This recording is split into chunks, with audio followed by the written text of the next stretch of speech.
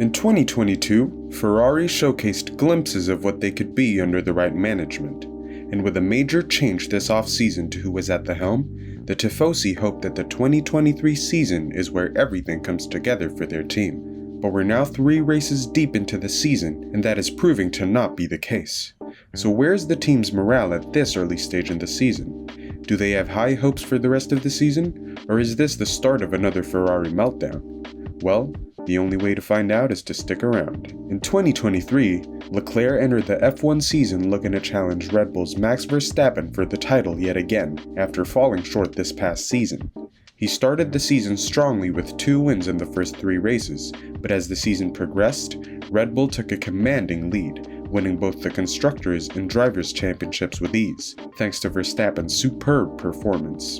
And now that we've completed the same number of races, the outlook for both Leclerc and Ferrari appears significantly less optimistic. Ferrari is still struggling with reliability issues, and Leclerc has only managed to finish the Saudi Arabian GP so far this season. Leclerc is currently ranked in the 10th position in the initial driver's standings, with only 6 points earned so far.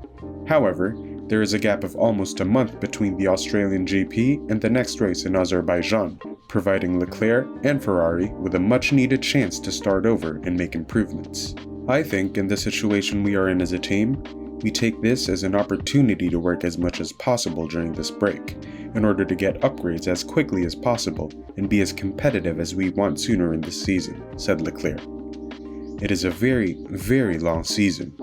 We are fully motivated to get back on top and will try to use these weeks in the best way possible. But the disheartening fact for Ferrari right now is even if they manage to overcome the challenge of catching up to Aston Martin and Mercedes, who both have an advantage on them in regards to race pace, there is still a significant gap to close with Red Bull. The challenge for Ferrari is substantial. However, Leclerc's statement that Ferrari requires a more reliable car in all conditions is a positive sign. He also mentions that the team is aware of the areas they need to work on to achieve that goal. We know the story about last year, and now it's all about focusing on what we can do better to improve and to come back to their level, Leclerc stated. We know where we need to work on, and now we just need to make it happen. We seem to be quite good in terms of qualifying whenever the peak grip is there, but then whenever we lose a little bit of grip in the race, it starts to be very, very difficult, and we seem to lose quite a lot of performance, so on that we need to work. Now one could argue that Leclerc's best chance of winning it all for Ferrari was last season, but according to former Formula 1 champion Damon Hill, it was Leclerc's inability to take charge was what cost him the title. While speaking to motorsport.com, Hill would say, he wasn't asked about his preference, and that wrong strategy made him at a disadvantage with his teammate. That's why Max is so strong.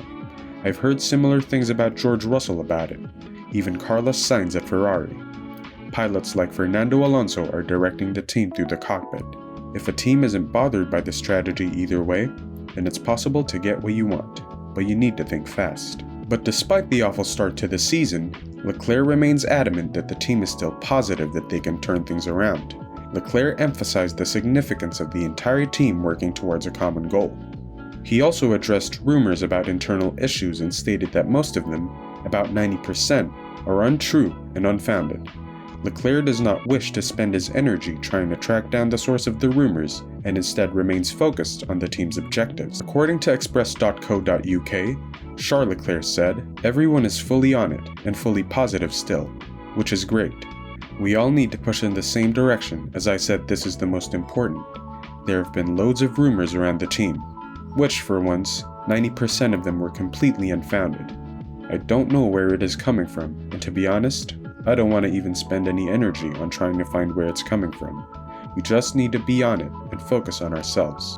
Speaking of rumors, word in the paddock is there is brewing tension between the 2 Ferrari drivers.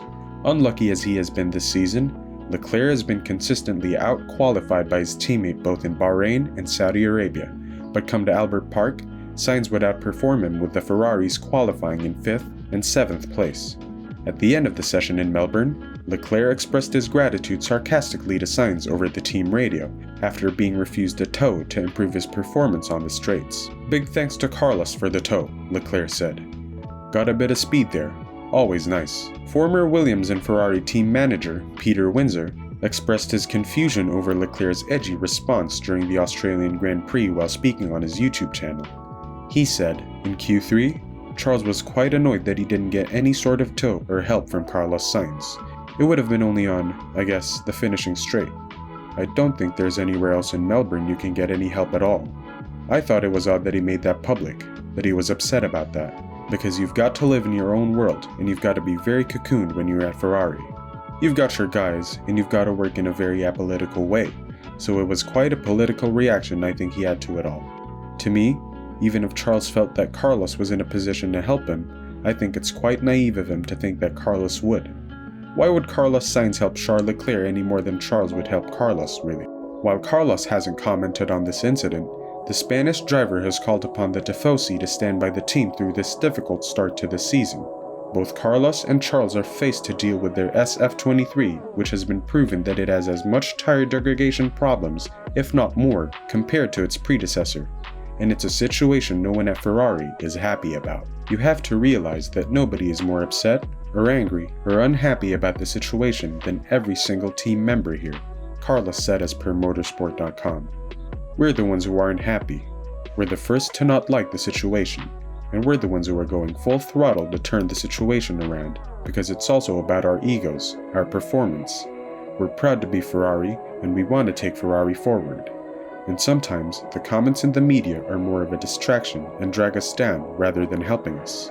Ferrari's season has been marred by 2 retirements for Leclerc in a non-scoring race at the Australian Grand Prix due to Sainz's late penalty, which saw him slip from 4th to 12th place. The team's critics have been vocal in response to their performance, which makes it harder for the Scuderia to regain their competitive position, according to the 28-year-old driver.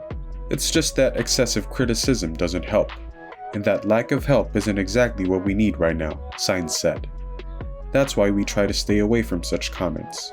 We don't need any additional distractions or other people who drag us down.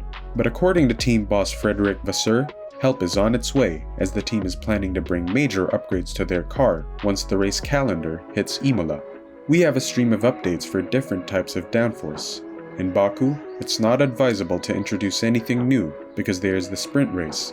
But in Miami, Imola, and Barcelona, we will always have updates on the cars, and that was part of the program. We have made some changes in terms of setup, and the situation in Melbourne has improved, so we will continue in that direction. You will not see a B version car, to answer the question. Something completely different will not come. We will continue to update, and we will do it massively. But what do you think? Are the Tifosi right for criticizing such a disappointing start to the season by their team? Will things get heated between Charles and Carlos if Charles doesn't get his way? I'd love to hear your thoughts in the comment section below. And while you're at it, hit that subscribe button so you don't miss out on any of our latest uploads.